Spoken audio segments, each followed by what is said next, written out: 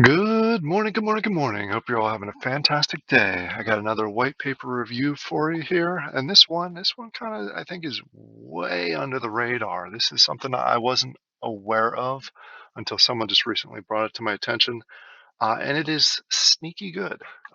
It's got a lot of elements that really are nostalgic for me. So this is something I'm definitely considering maybe doing an investment in when it gets closer to the go live. And I wanted to bring it to your attention so you were aware of it. I think it's a neat concept, especially for a wax game. Um, but before I jump into there, let me just go ahead and do the normal disclaimer. I am not a financial advisor. This is not financial advice. Please understand that you need to do your own research before you make any decisions and jump into any games or make any investments. Don't just listen to me because I am a YouTuber slash gamer. Just make your own decision. It's as simple as it comes down. Do your own research, make your own decision based on your own situation. All right, I rambled about that enough, so I think that's clear. Let's go ahead and jump into this one. This is Elemental Wars. This has a very much of a, uh, I would say, early Final Fantasy style game, where it's turn-based. It's basically three mages or wizards against three. Um, so you can either do PvP or you can go ahead and do the PvE, which goes against monsters and even boss fights, which is kind of neat. You also have the element where you have your own plot of land that you can build up, and by building it up gives you different materials that you can either farm and sell to other players, or you can craft items there. And there's the breeding element too. There's a lot of different aspects and levels to this game that I find pretty neat. Just scrolling down through here, the art style again, kind of it's. Uh, I wish it was a little more crisp, but overall, it reminds me again very much of early RPG games on like Super Nintendo, stuff like that. Basically, the early Final Fantasy and other games that came around in that time frame. As I mentioned, they have the different elements. They have four different elements with the mages. They have water, fire, earth, and air. They have lands. You start out with a land, and then you can develop that into bigger lands. The tokens are right here. So the big token right here is E-Wars, the E-Wars token. That is used for a lot of things that are in game. Also will be traded on the atomic market, which the token's not available yet. We're still in the development stage. And as I mentioned, this is the distribution. The website itself doesn't have a ton of details on the site itself compared to some other ones, but if you dive into the white papers, there's a lot more information here.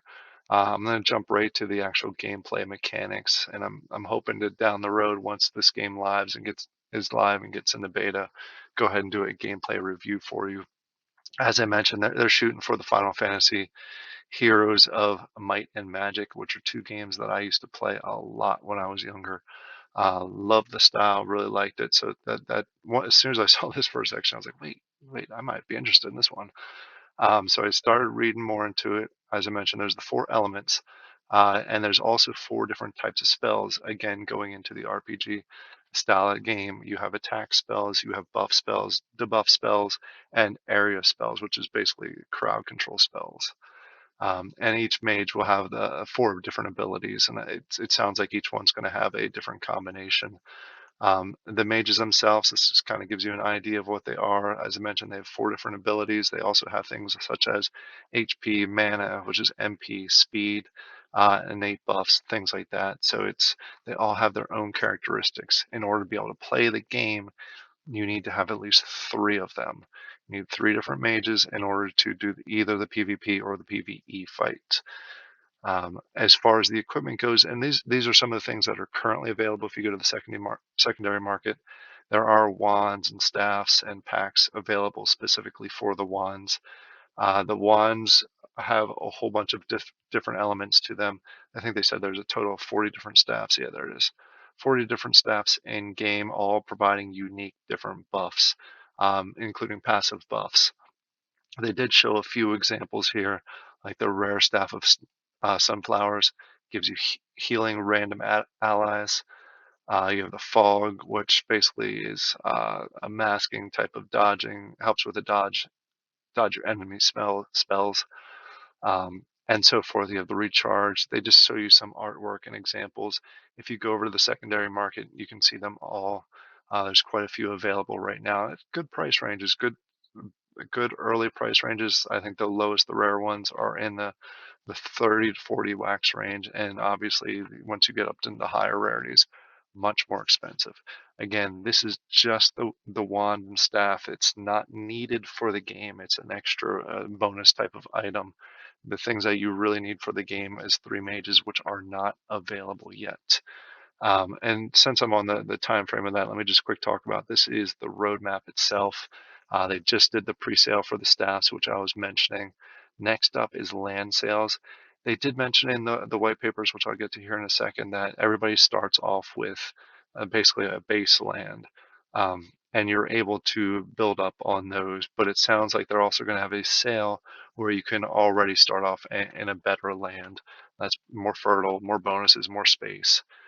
Then later here in Q2, they're going to do the beta launch and then start doing the pre-sales for the summoning scrolls. The summoning scrolls, I believe, is how you summon your mages, which is kind of neat, a neat aspect to that, kind of like eggs and hatching and things like that. Jumping back, the other neat thing is that there is potential weather spells. Basically, you can use different legendary types of weather conditions that impact. And I'm not going to go through all the details of it, but you can read it here. Here are just two examples: the volcano eruption and the witch mist. All have just overall area style effects to them. There are two different types of game modes that they're looking to implement as far as the fighting style. PvP, this is for three mages against three mages, and this is the main thing to earn the token in the game, the E-Wars tokens. And the E-War tokens, like I said before, is used for a lot of the items in games, from breeding, which we'll get to here in a second, and building and things like that. They also have the PvE standpoint. This is where you're fighting against monsters. You can fight against them in different locations. Each location has a different types of resources. Basically, that's how you earn some resources.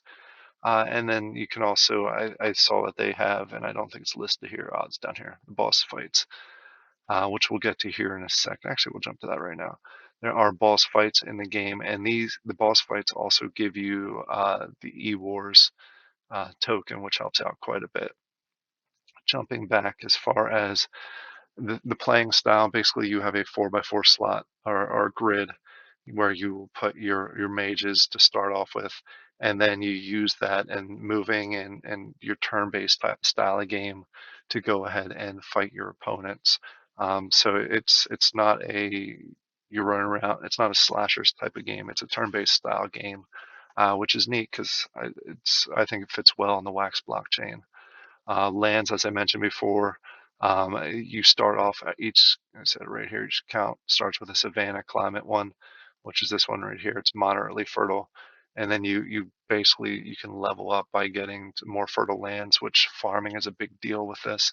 In order to be doing the PvP style or PvP mode, you need to be able to feed and have food, which you basically develop on or you grow on your farm on the land. So you get more slots as you get higher rarity lands, and it grows a whole lot more better. So your production's overall better.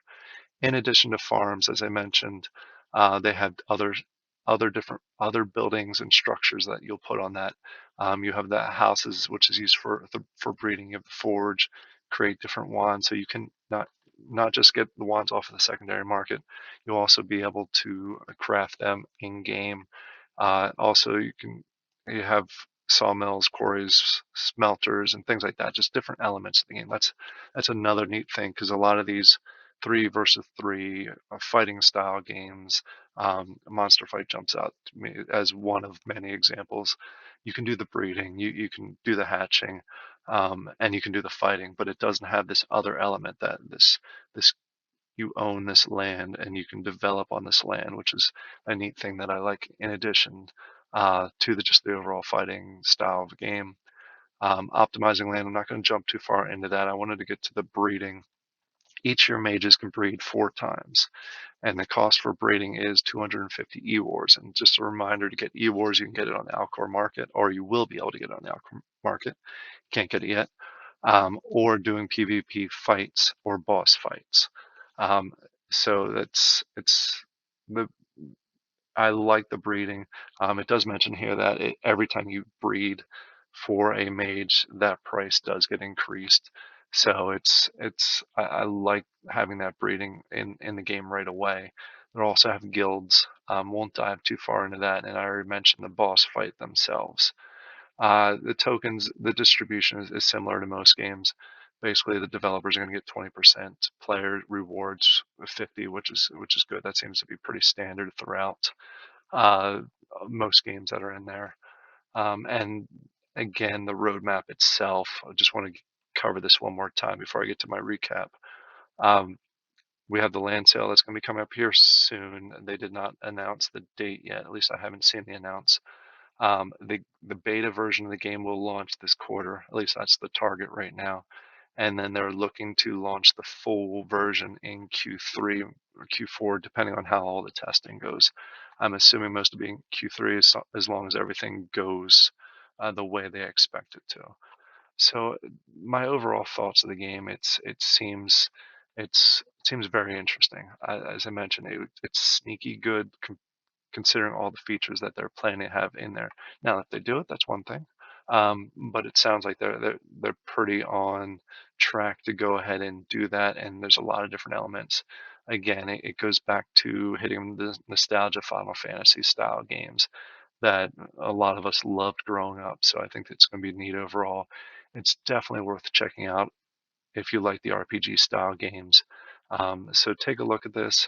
They do have some stuff on the secondary market now. If you want to take a closer look, check out the Discord. I'll put a link to the game, this website, down below, and also their Discord, so you can jump on and say hi and check them out.